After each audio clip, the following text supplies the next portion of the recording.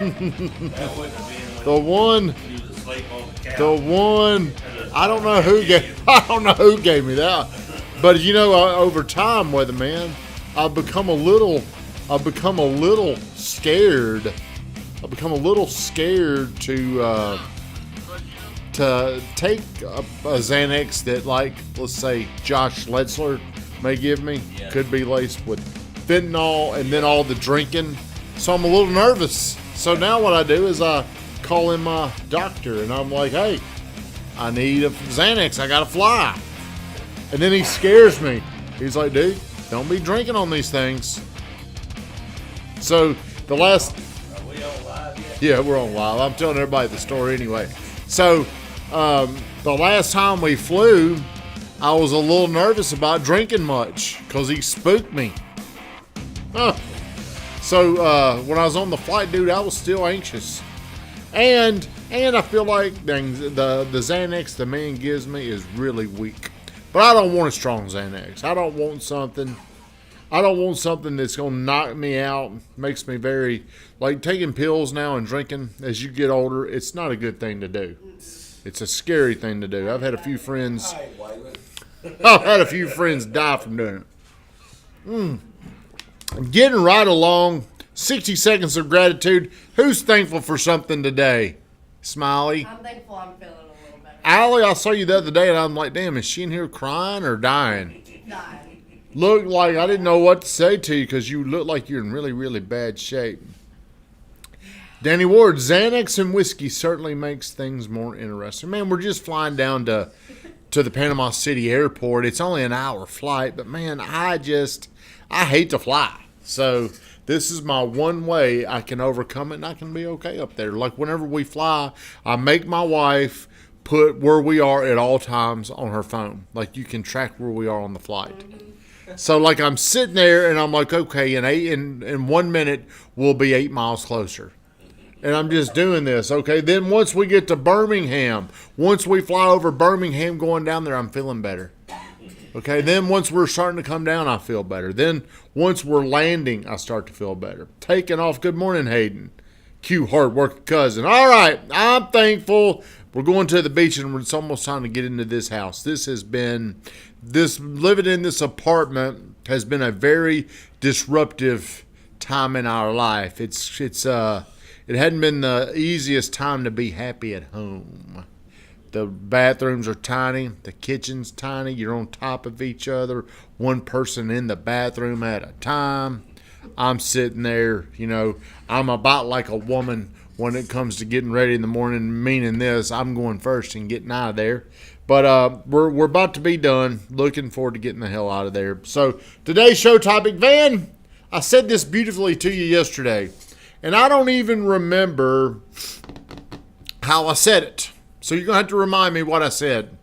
Well, you just said tomorrow's topic is going to be, can you comprehend the noise? Can you comprehend the noise? See, when you're young, like you two young people, there's noise. And I'm going to give you some examples of what noise is. Noise, I believe, is the universe. There's something spiritually going on.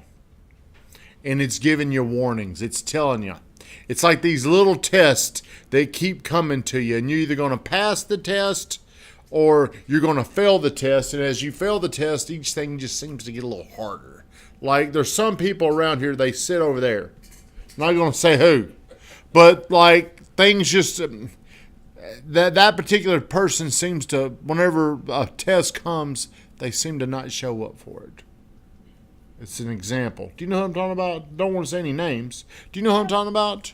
I get a good idea. Well, okay. Well, the reason why I can see that this particular man or woman has had these tests come and that this particular person has failed them is because I've been a person that has failed a lot of tests. There was something, whether it was an opportunity or some kind of message in telling me, as Tim Dutton would say, you should zig when you zagged. Well, see, right now, I think I'm in another time in my life where things are being spoken to me. Something's being said. Now, I got to listen to it. I got to acknowledge it. Okay? Something's going on here. We've lost 3 people this year. I think that's just part of business. And it's probably part of a good, healthy business is you probably need people to come in and you need people to go. So I'm looking at that, and then I'm looking at 2024. What is going on? Because I really do believe this. Since I've been in business, I feel like the big guy upstairs has helped clear the way from me making bad decisions. People quit. They leave. Instead of me having to go over there and say, all right, you got to go. I think things happen for a reason.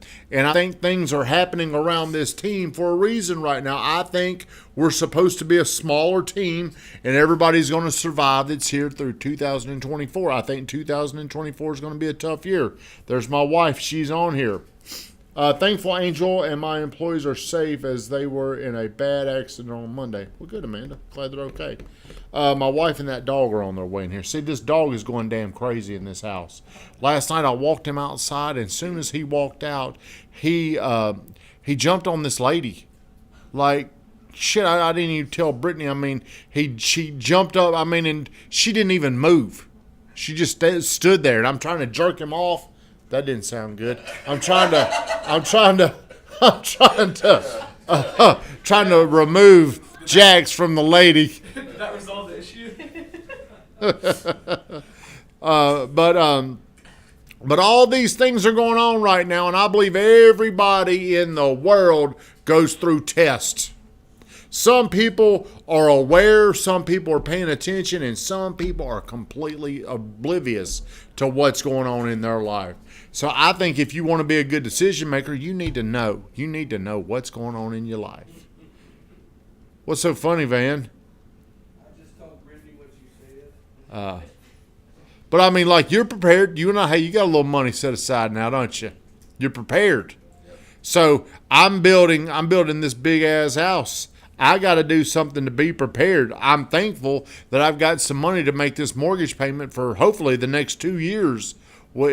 So the question and the awareness that you need to build, there's things going on around you all the time.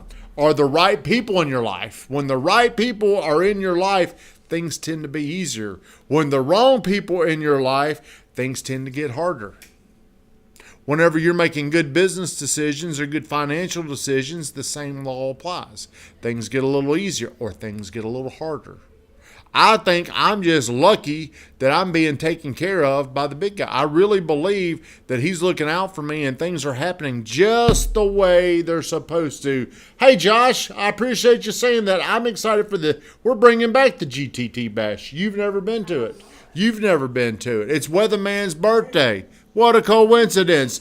So the universe is talking to you. There's things going on in your life right now today.